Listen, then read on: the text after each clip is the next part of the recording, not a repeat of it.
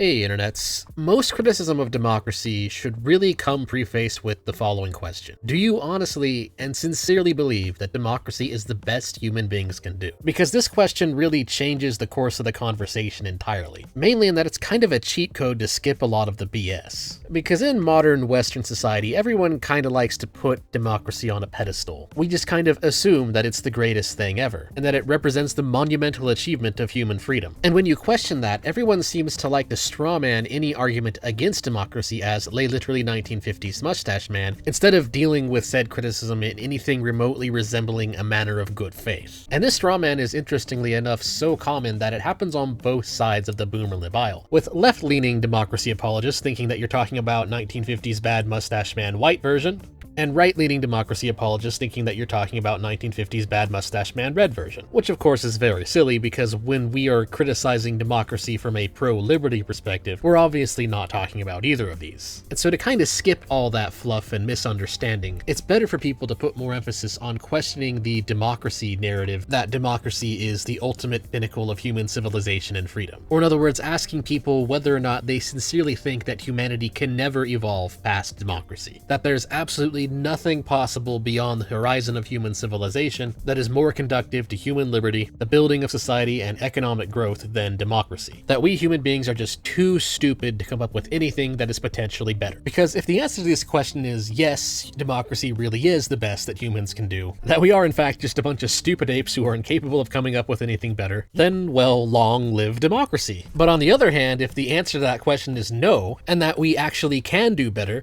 well then clearly this pedestaling of democracy is very much unfounded. It would therefore mean that this tendency to view democracy as unquestionable is very much just a pig-headed dogma and fear of the unknown, rather than the rational position in defense of liberty that it pretends to be. And the thing is, if you think about it for more than just a couple minutes, you'll realize that just from a simple logical perspective, we can already prove that democracy is not without its flaws. For example, if a nation somehow manages to find itself populated with mostly knuckle-draggers, and those knuckle-draggers all manage to raise one of their knuckles and proclaim that 2 + 2 = 5, well, we know that that's just a bandwagon fallacy. We know that that doesn't magically make 2 + 2 magically equal to 5. But honestly, that's an easy one. That's one of the more obvious criticisms of democracy. So in this video, I'm going to cover one of the flaws of democracy that people don't really talk about very much, which is this myth of free and fair elections, and why democracy ultimately results in a political and social climate that makes this quote-unquote free and fair election process functionally impossible. Also, there is no sponsor for this video, and that's because I'm currently working on something new that a lot of people interested in rationalism and critical thinking will be very interested in. And this will have both a free digital version along with a higher quality premium physical version, so stay tuned for that, and don't forget to subscribe to the channel if you aren't already, as the first of these will be finished likely sometime within the next 2 weeks. And if I don't make that deadline, worry not,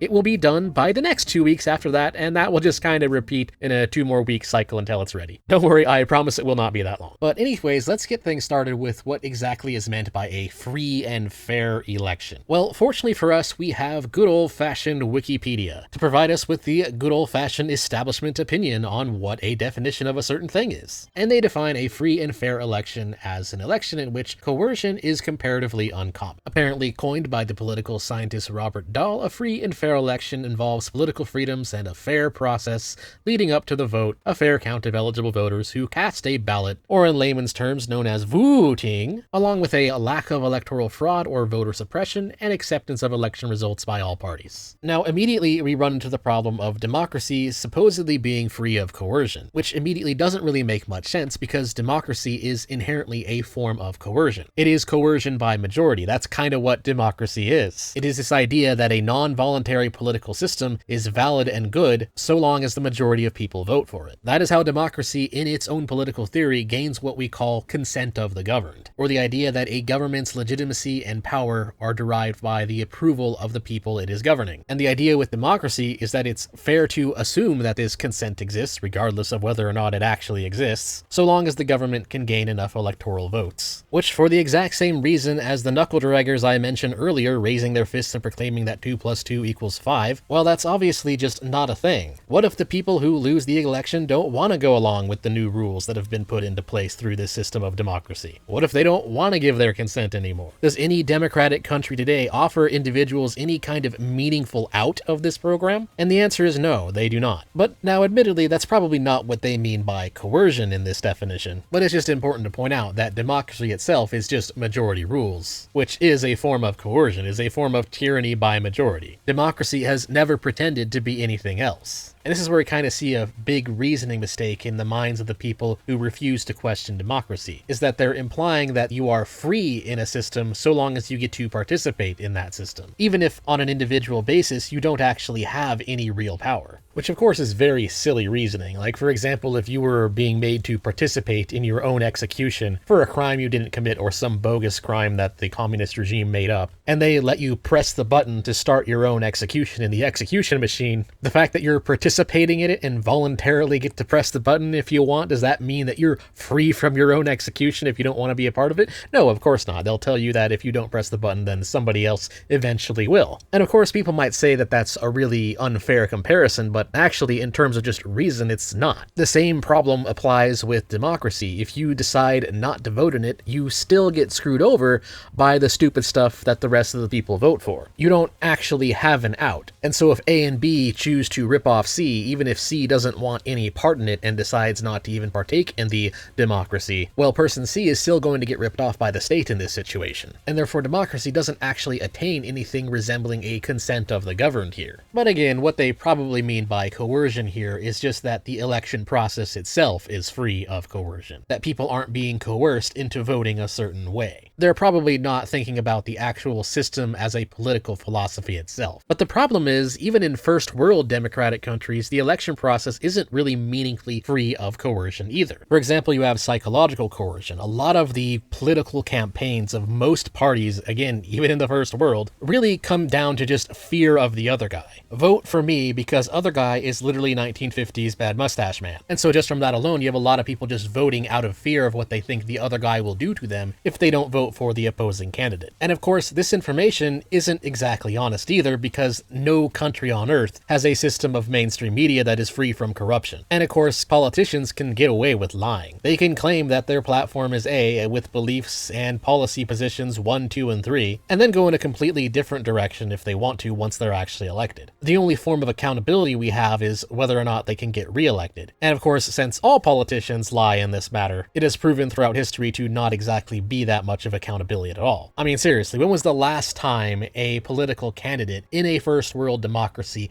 actually did the vast majority of things that they said that they would get done during their political career? No, seriously, try and name one. Try to think of one honest-to-God politician that truly did everything they said they were going to do. And the sad reality is that at best we get politicians who do maybe a few things they said they were going to do, but most of the time we get politicians who just maintain the status quo, and all their promises of hope and change were a big fat nothing burger. And of course, the media can lie as well. There are many ways that the media can get away with lying. I've covered this topic at length on my channel. There is an insane amount of rhetoric and deception that goes into modern journalism, to the point where voters don't really have access to information to make a good vote anyways, even if politicians were honest. And this immediately brings up the problem of the relevance of free choice in the face of limited information. If someone kidnaps you and gives you a choice of 5 doors to choose from, and one of those doors leads to your freedom and the other 4 doors leads to an angry bear that will immediately eat you, well, if you choose the wrong door, is it your fault because you chose the wrong door by your own free will? No, of course not. Obviously, it cannot be your fault because you don't have any way of magically knowing what's behind the doors. You are not a clairvoyant. You do not have this magic knowledge. So clearly it is the fault of the guy who kidnapped you. It's not magically not coercion just because you get to choose by your own free will as to which door you go through, despite the fact that you have no way of knowing what's on the other side. And so it's exactly the same situation we find ourselves in with democracy. democracy. The very process of voting has already been infected with bad information. And so people are already voting based on this fear and misinformation that they've received, often in nauseatingly high amounts. And the worst thing is, democracy kind of incentivizes this. Because democracy, again, as a political theory, claims that coercion is magically okay, so long as majority rules, well then the media and politicians are going to have a massive incentive to lie. Because corrupt politicians and shady journos, well, they're obviously never going to tell you the truth, if their ultimate plan is to rob you. And therefore, journos and politicians have a very strong incentive to work together in order to scam the populace. Especially since, unlike in free market of exchange, they don't actually have to scam everybody. They just have to scam enough people. And as long as they can succeed in that, then 100% of the rest of the population will be forced to go along with the scam. And plus, whenever there's a scam going on in the free market, at least you can sue the person who scammed you. At least scams can be called a legitimate violation of people's property rights. But in the case of democracy, because it fraudulently claims that it has this consent of the governed, then the voters don't actually have any real recourse when their elected politician doesn't do what they said they would do, aside from just not re-electing them, which that's obviously not real justice. If someone were to say steal $1,000 from you and the only punishment they get is that they're never allowed to steal from you again, but they still get to keep the money that they stole, well, that's obviously not a really strong deterrent against theft. That's a very milquetoast punishment. Likewise, the threat of non-re-election has proven to not really be a deterrent against lying politicians, as again,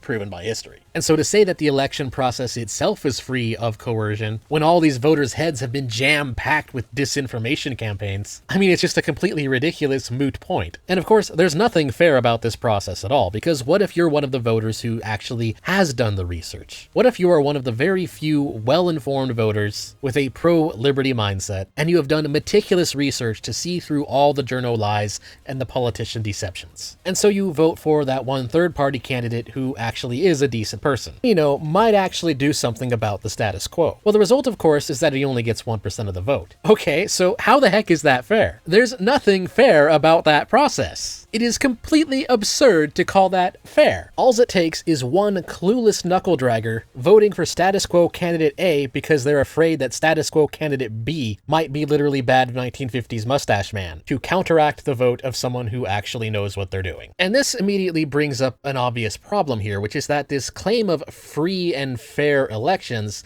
well, in many ways, it's just a circular argument. They are asserting that democracy is a fair process in order to judge democracy as a fair process, with a definition of fairness that I guess just depends entirely on whether or not the election took place. I mean, sure, there's more nefarious ways a democracy can be rigged. Like, for example, Venezuelan elections are so corrupt that pretty good arguments can be made that the vote count itself was rigged. But the problem is, even when it's not directly rigged, there's still other psychological factors that play that can effectively rig an election in a more indirect manner. The only real difference is that in one case, the votes were intentionally miscounted, whereas in the other case, the voters were brainwashed. In both cases, it doesn't really matter. This is what those of us on the libertarian right actually mean when we say that all elections are stolen. This is often misunderstood as us going along with that famous quote from Joseph Stalin, "It's not the people who vote that count, it's the people who count the votes." And sure, while it's possible for democracy to be directly fraudulent objectively in this way, what we're really saying is that it doesn't matter, because misleading the voter base is also a way that you can steal an election. So whether it's rigged by this kind of deception, or rigged by, say, having fraudulent vote counting machines, well, the only real difference there is that in one case the rigging occurs in the line up to the election, whereas in the other case the rigging occurs after the vote is cast at the ballot box. So if people have no idea what they're really voting for, then there's no real meaningful difference. Because that's another really big problem with this myth of the free and fair election. It claims that a big part of it being free and fair is that there's a lack of electoral fraud. Okay, but if the voters are being regularly lied to every single election in every single supposed first world country, how is that not fraudulent? Because again, in the market, we consider both of these things to be fraud. Every reasonable person considers both sides of this to be fraud. Whether a merchant scams you by lying to you about what the product is, and then you go home and open the box, and that new PlayStation you supposedly bought turns out to be just a box of apples, or if you get scammed by being charged more money than what you agreed to pay. I mean, those are both scams. They're just different types of scams. They're different types of fraud. And so for really no reason whatsoever here, we're just going to say, in the midst of defining what is a free and fair election, that lying to the voter base, which the media and politicians, again, through history, regularly do, somehow does not count as fraud. And this is just an obviously ridiculous double standard. We accept that lying to someone about what they are getting, or later changing the data about a transaction, are both just different types of fraud. And yet for some reason, lying to the voter base about what they are getting is not considered a scam or considered a form of fraud. Instead, in this specific situation, we only consider it fraud if they manipulate the vote tallies after the fact. It is again a very weird double standard that we just kind of give the state a free pass on for no discernible reason. It's kind of another example of a problem I often see where people have this kind of Stockholm syndrome when it comes to the state, where statists will accept certain behaviors from the state that they would never accept from anywhere else. But let's move on to the next part of what we call a free and fair election. Voter suppression. There's supposedly a lack of voter suppression. And this is where we kind of have to delve a little bit into the myth of the rational voter. Because while it is kind of a different topic, a different form of criticizing democracy, one cannot properly criticize this concept of the free and fair election without at least pointing out just a little bit why some degree of voter suppression would actually make elections more free and more fair. Because if it wasn't immediately obvious up to this point, no, I obviously don't believe that democracy is the best that humans can do. I believe that there's something else that we can do that would be a lot better. Again, kind of a subject for another video. But if I absolutely had to stick with some form of democracy to live under, some form of democracy for humanity to be stuck under for the foreseeable future, a system where voting is a privilege and not a right would be significantly preferable. And here's why. The first problem, of course, is that voters do not make rational decisions. And you might be wondering, well, what the heck does that mean? Is that just saying that voters are stupid? Well, yes and no. There's actually a very specific thing meant by this that presumes a little bit of knowledge of Austrian economics and libertarian theory, which is that when people go to vote, they don't necessarily think with the same level of rationality that they think when they go to buy something for themselves. A good example of this would be, say you're hungry. Okay, so you have a rational desire to fix the fact that you are hungry. And so you decide to go buy a big juicy steak. Now, in that act of buying a big juicy steak, you probably looked at your wallet and considered whether or not you had the money to afford said big juicy steak. So in other words, you looked at your resources, thought about how you felt, thought about the fact that you need food to survive, and thought, yes, spending my resources makes sense to get this juicy steak. Now, of course, that's a relatively simple buy. A juicy steak, depending on quality, is $10 to $30. A little bit expensive as far as food goes, but not too expensive. Most people in first world countries can afford a nice steak every now and then. But then here's another example. Say, let's go back to the example of wanting to buy a PlayStation 5. In this case, you probably want a PlayStation 5, but you might not necessarily want to buy it, because you know that's a bit more of an investment than just a steak. And you don't really need it. It's fun, but you don't really need it. Unless it's just so much fun to you that it doesn't even matter. The point is, you're going to be a bit more rational with your money on that one as well. You are once again going to look at your resources and ask yourself, okay, is it really worth it? Is it worth spending $500 or whatever a PlayStation 5 currently costs on something that really just amounts to fun? And then of course there's the fact that the games also cost money. Chances are you're going to be a bit more careful with that decision. And you might be wondering, okay, well, what the heck does this have to do with the myth of the rational voter?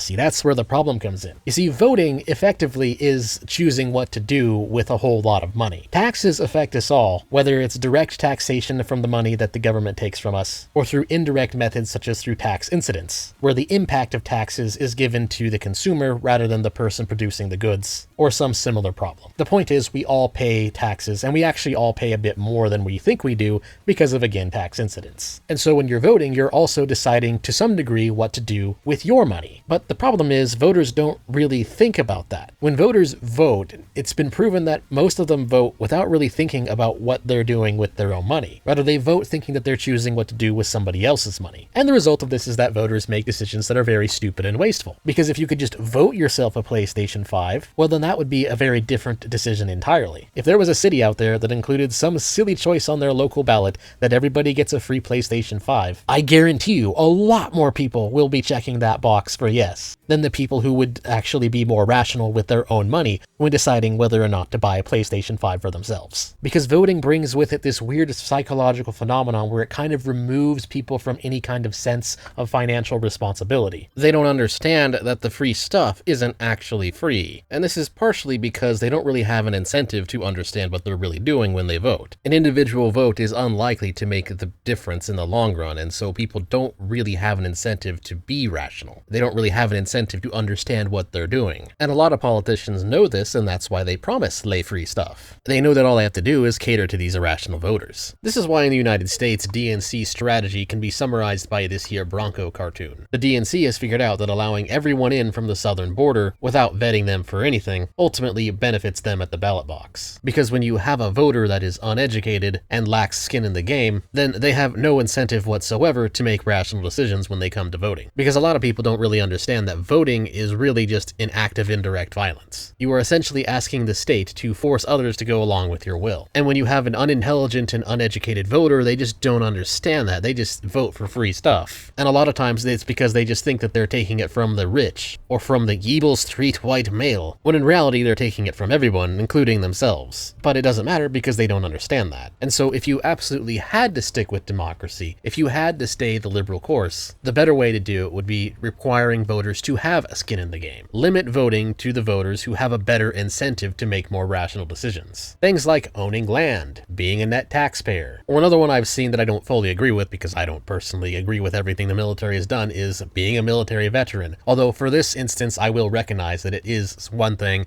that could make sense, because being a military veteran does in fact inspire some skin in the game, and thus inspiring some rational decisions. And doing all this would not be perfect, democracy would still be flawed, but at the very least the federal budget might have a chance of being balanced, if you were to limit voting to the people who have an incentive to understand why said budget should be balanced. Whereas on the flip side, when you're just bringing in unlimited voters who on average have very little to no economic education whatsoever, not only do they not understand why the federal budget should be balanced, I wouldn't be surprised if they don't even understand what the federal budget is for, or how it works in relation to the Federal Reserve, interest rates, and the US Mint. And of course, why would they know? They don't have an incentive to know. Voters without skin in the game have no reason to understand or care about these things. And that is why voting in the context of a democracy should be a privilege rather than a right. Rather, instead, the West has kind of been infected with this insanity of believing in universal suffrage. This idea that everybody is equal and everybody gets a vote, and that any kind of restrictions on that is late 1950s bad mustache man. Red version or white version, pick your poison. And what's funny about universal suffrage is that the logic behind it can also be used to extend to people who aren't even in the country. If you're going to say that the greatest possible number of people should be voting, as long as they're affected by that vote in some way, okay, then why shouldn't everybody in Africa have a vote on what goes on in European nations? African countries have been affected by numerous geopolitical policies of European countries. So why shouldn't every single one of them get to vote on what goes on in, say, United Kingdom Parliament? Or for a more direct example, how about Namibia and German relations? Namibians are still affected by German politics, so why shouldn't they be allowed to vote in German elections? If, again, we're going through this logic that every adult is equal and that every adult who's affected by the policies should have a say in it, you'll realize pretty quickly that universal suffrage believers don't actually have an argument against this level of insanity. For instance, ask them why the people of Panama shouldn't be allowed to vote in United States elections due to the relationship with them and the Panama Canal. Because those people are very obviously affected quite heavily by US border policy, US foreign policy, and US trade policy. Those of us who recognize that voting should be restricted to those who have actual skin in the game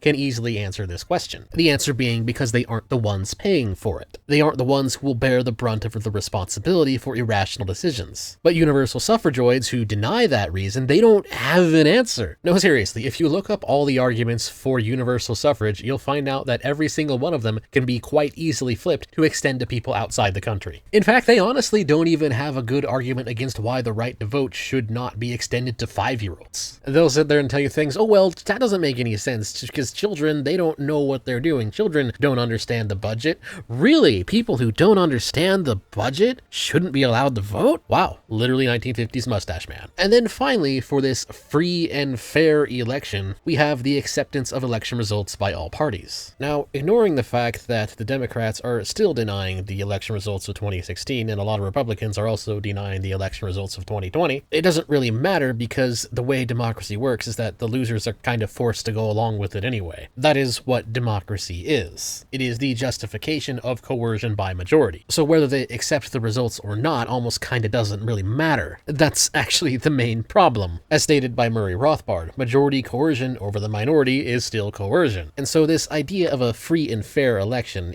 it's just not a thing, especially under the modern day insanity of universal suffrage. It is definitely not a thing. And honestly, even without the problem of universal suffrage, you'd still have the issue of coercion by majority. And at this point, a lot of people might say, okay, well, but this meant this wave guy, he's just mostly arguing from a point of rationalism. But the thing is, there's actually a lot of empirical data and evidence that suggests what I'm saying is true.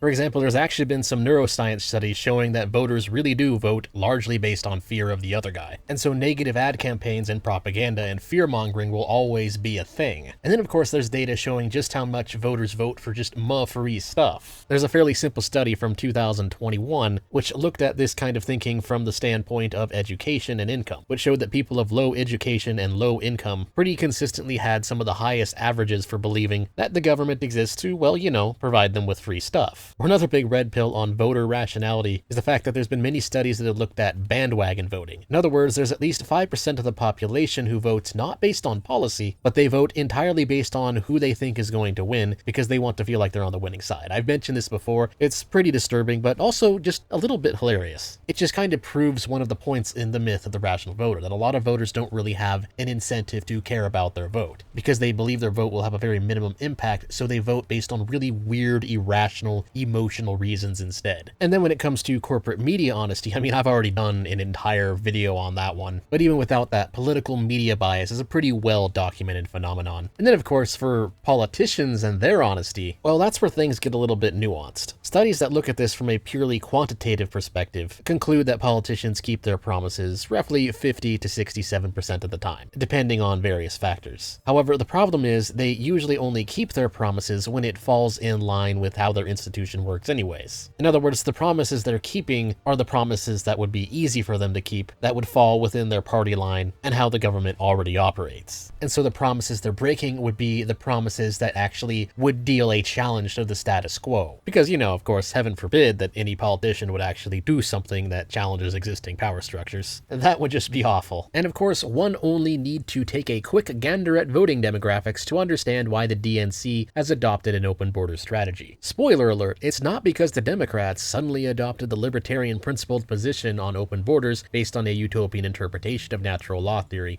Oh no, it's because they figured out it provides them with a nice steady stream of voter cattle. That's it. It's legitimately the only reason. And so this idea that you can have a free and fair election in a world where politicians and the media are corrupt and dishonest and voters are brainwashed and irrational, well, modern democracy has proven to be nothing more than ruled by deception. In conclusion, the myth of the free and fair election is an example of allowing horrible to be the ally of bad. People will often point to horrible elections, such as examples as in with the North Korean blatantly fraudulent elections that have only one choice on the ballot and have mandatory participation so that they can claim 100% voter support and turnout as an example of an unfair and unfree election. And so a lot of democracy apologists have adopted a strategy of pointing to those obviously silly elections to distract from the fact that elections in first world democracies are also severely flawed, just less so. In fact, if we're being honest, the only difference in the fairness or freedom in North Korean elections is that the DPRK is at least honest about the fact that they are not fair or free. They are at least honest about the fact that you are voting for the status quo. I mean, it's just the one option that they have. You vote for the status quo. Well, that's pretty much how North Korean elections work. One option, status quo. There you go. Whereas in other elections, such as US elections, you got status quo red version and status quo blue version. And you can argue that red version is better than blue version, and to some ways I would agree. But the point is that democracy is obviously not a perfect system. In fact, it's not even that good of a system. And we need to start accepting this fact so that we can finally one day move on as a species to a better system. Anyways, that's all I have to say for today. Please like, share, comment, and subscribe. And also, if you can, please support the channel by donating to me on Ko-Fi, Subscribestar, or by buying some merch. Thanks again for watching. Till next time.